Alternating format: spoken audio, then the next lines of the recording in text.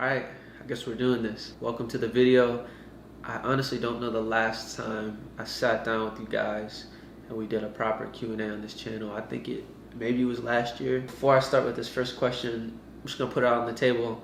I'm 5'9" right now, between, we'll say like 182, 184, somewhere in there. That's a good point of reference for you as far as like how much muscle mass I have. Maybe that'll help. As I know some of you guys just try to gauge like, yo, all right, how big is he really? I don't think I'm that huge personally. I'm all right, pretty happy with the work I've done. Question number one, how much do you spend on groceries per week? To be honest, I'm on prep right now. I rarely ever eat out. In fact, the only time I do eat out is when I get a weekly cheat meal. I get a burger and fries at this little local spot here that I like. But I actually did the math. So I look back at my bank statement. This is something I used to really monitor, but I've been fortunate not to have to budget as tightly and just kind of get the essentials that I need as I need them. I added up all the trips to the grocery store I took this week, and it totaled out to $158.93. And that's not bad. That's pretty average. That's not all just essential food, I guess, because you can definitely prep cheaper than that. Right now, my meals consist of ground chicken, ground turkey, a little bit of veggies like frozen peas. I kind of do mushrooms, onions, if you want to include those as vegetables. Oats and eggs in the morning.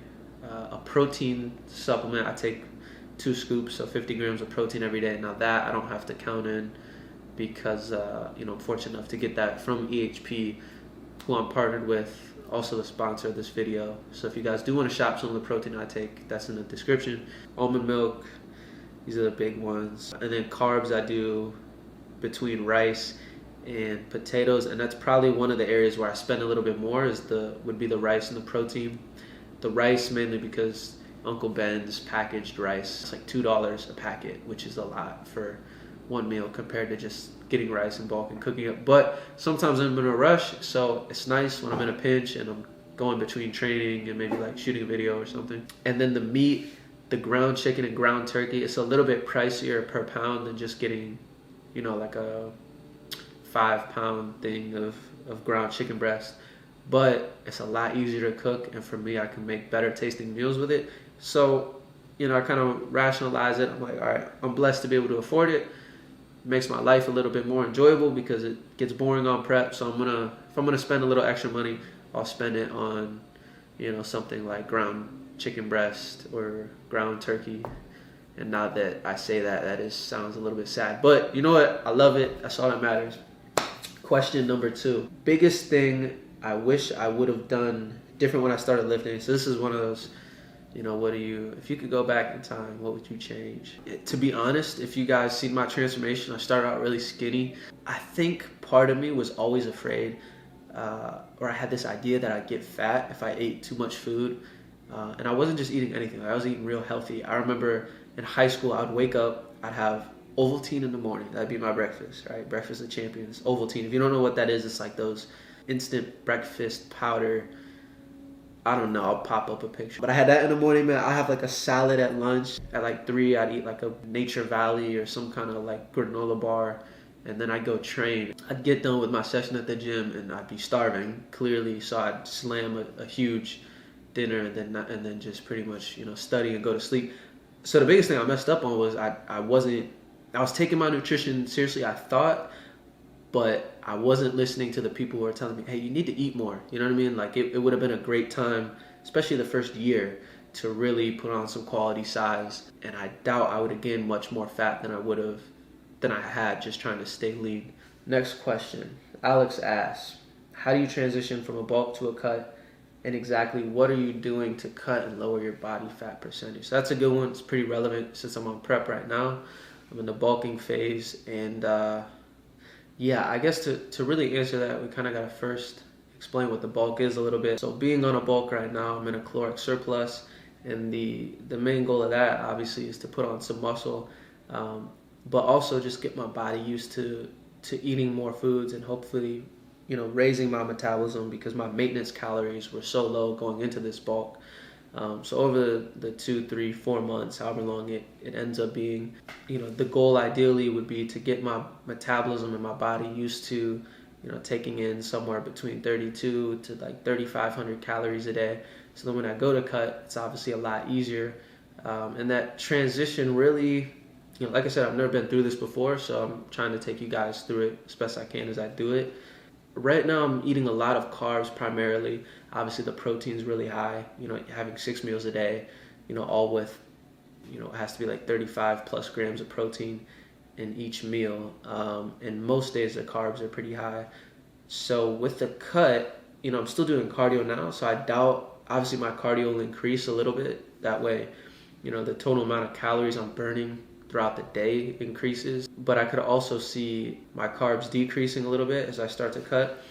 But we'll see. Like I said, it's really up to this coach's decision with what he thinks is going to be best for my body type. So that'll be interesting. I can't fully answer it, I guess, because I haven't gone through it. Next question is from Lexi. She asks, have you ever dealt with an injury from lifting? And if so, how did you deal with it? That's a good question. So I've had minor bumps and bruises, along the way, just little tweaks, maybe an elbow sore for a few weeks, whatever. For those little things, really the best thing is just resting. Ice the area if it's sore, inflamed. That's always helped speed up that recovery process. But the key there was where I was happy with myself is I didn't make it any worse than it was. The most serious injury, and I've been blessed to not have any really serious ones, but the most serious injury was probably from deadlifting when I started, because I used to go real heavy, and the form wasn't bad, but it wasn't all there, and I shouldn't have been moving the weight I was moving. It was a combination of like lack of mobility in my hips, like flexibility and mobility in the hips, and then also an over tightening of my low back, which are like the erector, spinae muscles, that whole group there, because I was just putting so much tension on it and I wasn't properly bracing my core. So really for that, it was a combination of backing off the training. So I guess if you want to call it rest, not deadlifting past like 135, and I was doing front squats for a while. I couldn't even do back squats. So I was just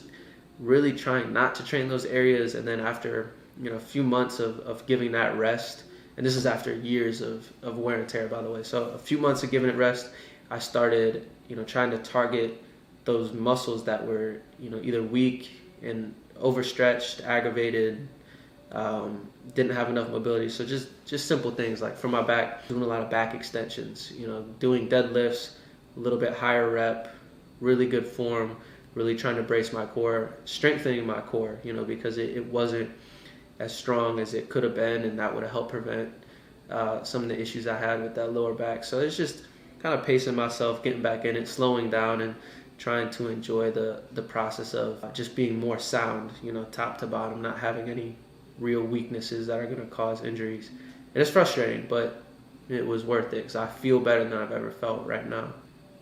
Outside of the gym life, do I work? Do I go out clubbing? Do I drink? I feel like the emphasis here is like, what do I do at night? Yeah, especially on prep. I mean, not much is going on. Obviously, everybody this year is, there's just not much with the lockdown. Yeah, I really don't drink though. I know, like, I always keep a bottle of wine in the fridge. Like every once in a while, I have a glass of wine. I've sacrificed a lot to do this. It really takes a lot of energy, and I love it. But that means I'm not, keeping up with friends and like going out or hanging out. I like to be in bed by like 10:30. It's a good night for me, and to try to be on a good sleep schedule. This year's just been hard for real because there's just not a whole lot going on. How do you have time to train? Like, what is your job, or is training your full-time job? Right now, all of this is my full-time job, and it really is such a blessing. It takes a lot of work, from planning to filming to editing some of these videos. And I've been really trying to push myself, especially right now, like I mentioned with this prep. I really want to learn, so I want to be a better athlete, a more knowledgeable athlete. But it wasn't always like that. Before I did any of this, I was in school part-time. I was working part-time and obviously training, and then trying to get not really anything off the ground because I didn't have an agenda for what this would turn into. but just trying to get better at really telling my story and kind of being able to share it with you guys. Let's see, final 3 questions here. I've gotten this question here and there on Instagram and YouTube the last couple weeks. Some of you guys have noticed and have asked if I'm still with Gymshark. The answer is I'm actually not with the team anymore. My contract was up a few weeks ago, and I thought about this decision a lot if I wanted to renew. First off, the company has been nothing but great to me. Being able to meet some of the other athletes and just work closely with the team. They're phenomenal. They're well known for a reason, not just because they have great products, but the environment they create there. It was just really sick to be a part of, for real. And I'm grateful for that experience. I really felt like if I worked with them for another year, I wouldn't be able to give this merchandise as much attention as I think it deserves and as much attention as I want to put into it. I really want to make a product you guys enjoy wearing and see where it goes from there. Second to last question is from Gabriel. They ask, what continues to motivate you through this prep? How do you remain to stay locked in on your diet and training? By the way, content lately has been sick. Thank you. Appreciate the love and the content. When it comes to motivation, when I started training, I really wanted to prove to myself that I could stick to something. Not that I didn't stick to things, but I just felt like I really had something to prove to myself. So you kind of get some negative fuel in there, like naturally, if you're real critical of yourself, and that's where I was for years when I started lifting. But recently, I think a lot of motivation just comes from a place of gratitude. Like, I'm so thankful, to have all this around me, to connect with you guys and be able to share my story with you guys and help some of you out in whatever way that is. Before any of this, or I had any plan to do YouTube, when I would train, a lot of it was, like I said, just being very self-critical and wanting to prove to myself I could be better, which compartmentalized can be good, but that it just kind of leaked into the rest of my life, so it wasn't always the best mindset to have. I think having a good mentality, being grateful, and setting a goal, I think that last one's important too. I know I'm kind of everywhere with this response, but it's not one thing. It's definitely like an aggregate of things. When you set a goal, it doesn't necessarily have to be a show. It could just be, hey, I want to hit X amount of weight on squat, X amount of weight on bench. I want to get down to this body fat percentage. I want to be able to do this many pull-ups in a row. Like, whatever your specific fitness goal is, when you have that and you finally have something to work for and you say, hey, I want to do that by this date, I think that adds a little bit more fuel, because you're not just like, okay, it's another day, I got to do this. It's like, all right, no, I'm going to be one day closer to specifically this goal. And then, once you hit that goal, then you got to find the next thing you want to work on, or the next body part you want to improve.